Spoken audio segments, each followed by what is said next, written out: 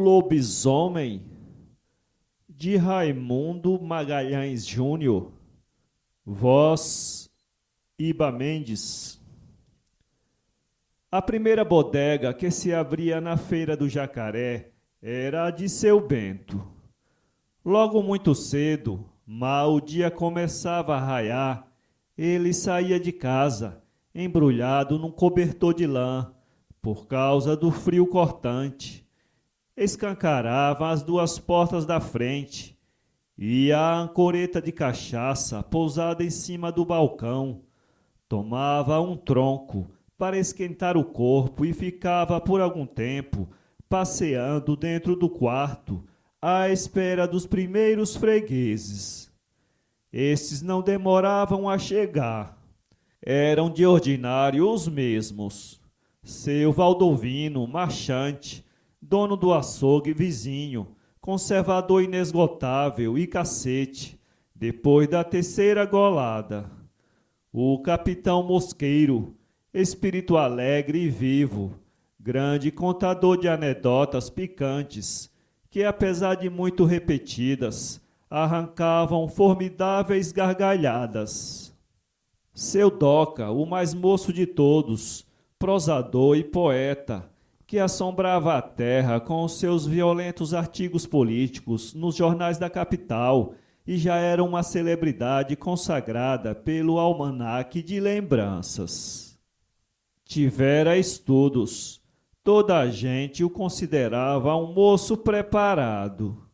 Fazia graça de um grosseiro materialismo e, de vez em quando, atracava-se em polêmica com o vigário da freguesia, um santo homem que tomava a peito converter o herege.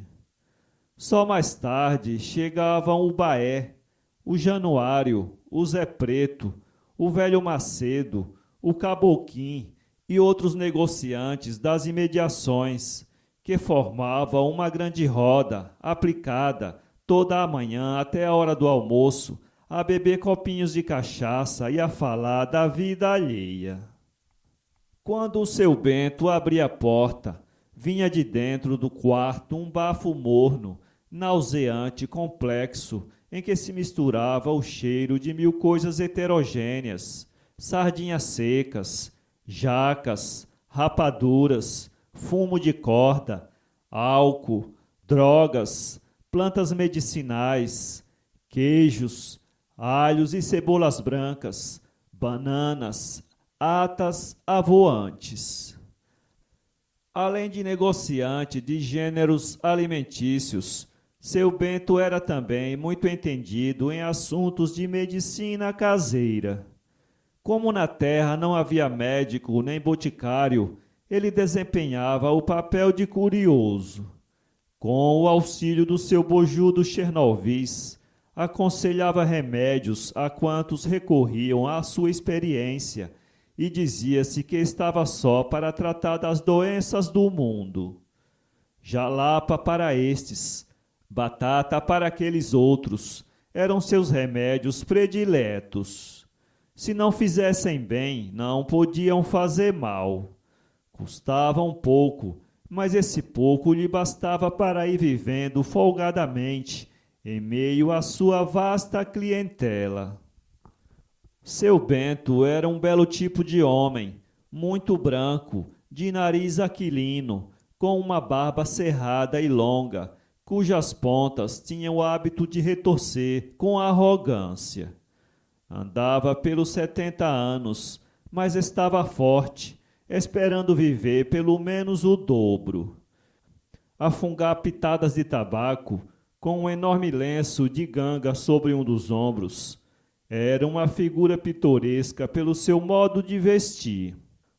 Quer de verão, quer de inverno, calçava tamancos, e o seu traje compunha-se de uma calça de riscado e de uma camisa de madapolão, com as fraldas soltas que lhe alcançavam os joelhos. Nada neste mundo o obrigaria a passar os panos ou enfiar um paletó. E assim a toda parte, à igreja como ao mercado, e mesmo quando se faziam eleições, Era em fralda de camisa que dava o seu voto ao governo. Certa manhã, ainda com escuro, estava a rodinha formada, uns sentados no balcão, outros em caixas vazias de gás. Era em junho. Fazia um frio de bater o queixo. A cachaça corria com mais abundância e a palestra aumentava de animação à medida que os copinhos se repetiam. A neve, como lá se chama a cerração, era tão espessa que não deixava ver nada a 20 metros de distância. Por isso ninguém reparou na chegada do Zé Vicente, um lavrador de Pavuna, senão quando ele, depois de ter amarrado o cavalo à gameleira da porta, entrou na bodega muito maneiroso, dando uns bons dias e apertando a mão de cada um. Seu Bento quis saber logo que novidade era aquela, porque aparecia ele assim de madrugada. Haveria doença em casa? Foi a mulher que quebrou o resguardo, explicou Zé Vicente. Teve criança há 3 dias e estava passando muito bem, quando ontem de noite aconteceu uma desgraça. Que foi? Que foi? Perguntaram todos ao mesmo tempo. Acho que foi um lobisomem. Pela meia-noite, ouvimos um bicho rosnar e arranhar a porta do quintal com muita força. A cachorrinha, parida de novo, deu logo o sinal do lado de dentro e o bicho largou um grunhido que nos encheu de pavor. Talvez seja um guaxinim, disse eu à mulher. Quis me levantar, saí fora para ver que marmota era aquela, mas a Maria não deixou. Depois mais nada. A baleia calou-se. Pegamos no sono e hoje de manhã, ao despertar, verificamos que a porta dos fundos estava aberta e o bicho havia comido a ninhada de cachorrinhos que estava na cozinha. A Maria jura que foi um lobisomem. Eu também acho que sim. O certo é que a pobrezinha tomou um susto medonho, quebrou o resguardo e agora está para morrer. Seu Bento consolou o pobre homem, sobre cujo lar desabava uma tamanha calamidade. Isso não é verdade, Zé Vicente. Dá-se um jeito. Tenha coragem e fé em Deus. Consultou demoradamente o Chernovis. O remédio é um purgante de Leroy, ou então água inglesa.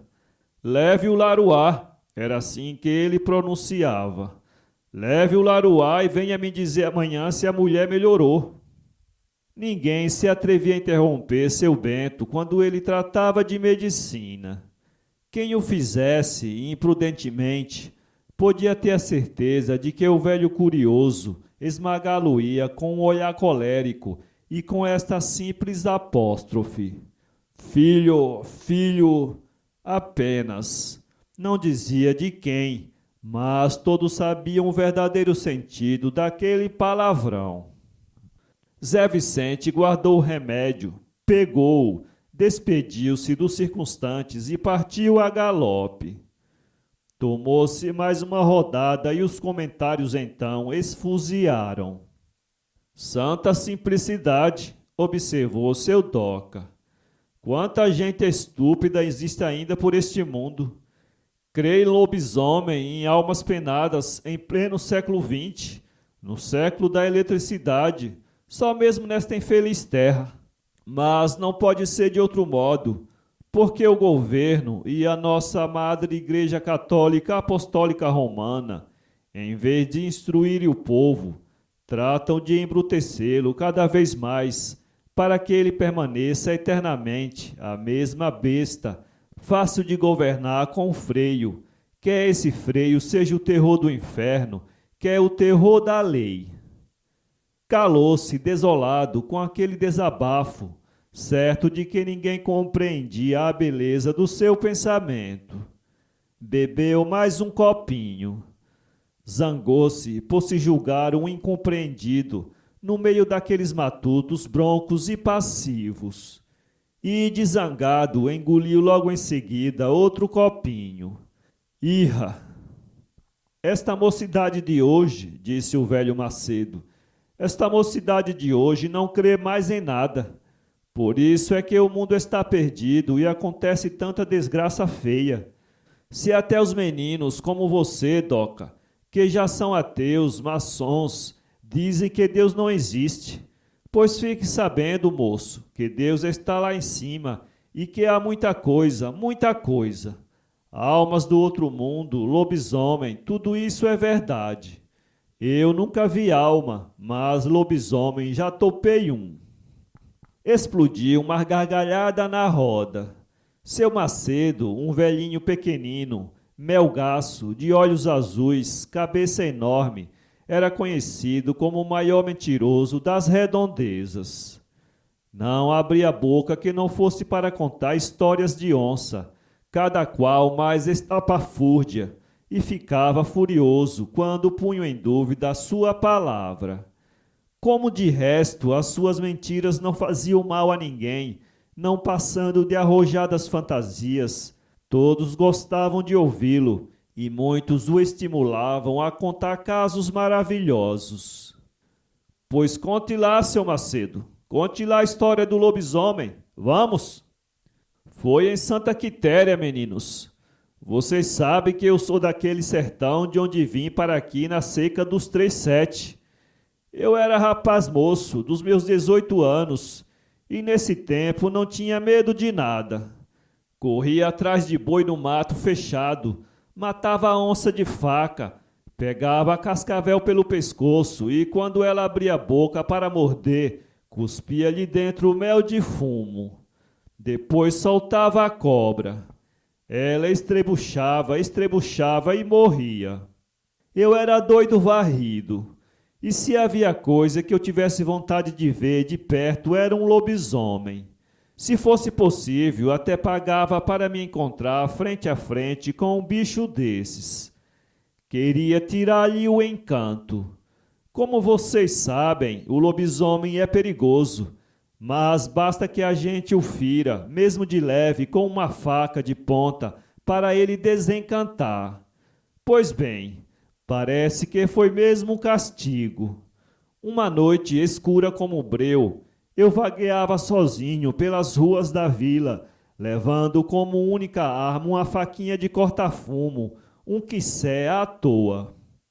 Fui andando, perfeitamente calmo, sem encontrar nada no caminho, a não ser uma ou outra reis deitada na rua e que se levantava à minha passagem. Cheguei assim perto do patamar da matriz, quando um bicho medonho, quase do tamanho de um jumento, com os olhos de fogo e dentes enormes, se botou a mim, como se me quisesse devorar. Tomei um susto pavoroso. Pulei para trás como um gato. Só tive tempo de gritar pelo nome de Nossa Senhora e arrancar o quissé. O bicho estava em cima de mim, danado. Mandei-lhe o ferro de rijo. As primeiras facadas perderam-se e o maldito de um tapa arrancou-me o peito da camisa. Fugi o corpo de banda e toquei-lhe a faca mesmo com vontade. Nisto ouvi um grito horroroso que me fez arrepiar os cabelos.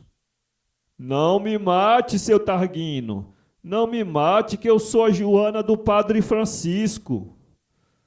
Era a Joana mesmo, minha gente. Estava diante de mim nua, em pelo, suja de terra, com o sangue a escorrer de uma facada do lado esquerdo. Eu tinha desencantado a bicha. E depois? Depois a Joana confessou-me tudo. Era castigada por ser amiga do vigário há muitos anos. Todas as sextas-feiras, houvesse o que houvesse, tinha de cumprir aquela penitência. Saía de casa à meia-noite e, quando chegava a uma encruzilhada, tirava a roupa e espojava-se no chão como uma besta. Imediatamente virava um bicho feroz e partia a galope para correr as 5 partes do mundo até o dia clarear. Só de manhãzinha voltava a ser gente. Mas agora havia ficado livre de tudo, porque eu havia quebrado o encanto. Isso não foi sonho, seu Macedo? Perguntou um gracioso. Sonho? Eu também pensei que fosse sonho quando acordei no dia seguinte, mas logo me convenci de que tudo era pura realidade. Fui à casa de Joana e encontrei-a muito doente, estirada numa rede. Dizia ela às mulheres que lá estavam que lhe tinha dado uma dor de repente numa costela do lado esquerdo. Mas a mim, quando ficamos sós, pediu-me pelo amor de Deus, por alma de minha mãe, que não dissesse nada a ninguém. Jurei. E só agora, depois que ela e o padre já estão com os ossos brancos, é que eu me atrevo a contar a história. Acabou triunfante. Tomou seu copinho de cachaça e saiu trôpego, apoiando-se à bengala. Cabra velho mentiroso, disseram os outros em coro, mal viram pelas costas. Mentiroso sim, lá isso é, sentenciou seu Bento gravemente. Mas ninguém me tira da cabeça que, desta vez, o Macedo se esqueceu de mentir. Se essa história não é verdadeira, já vi coisa parecida. Para ler este conto, acesse www.poeteiro.com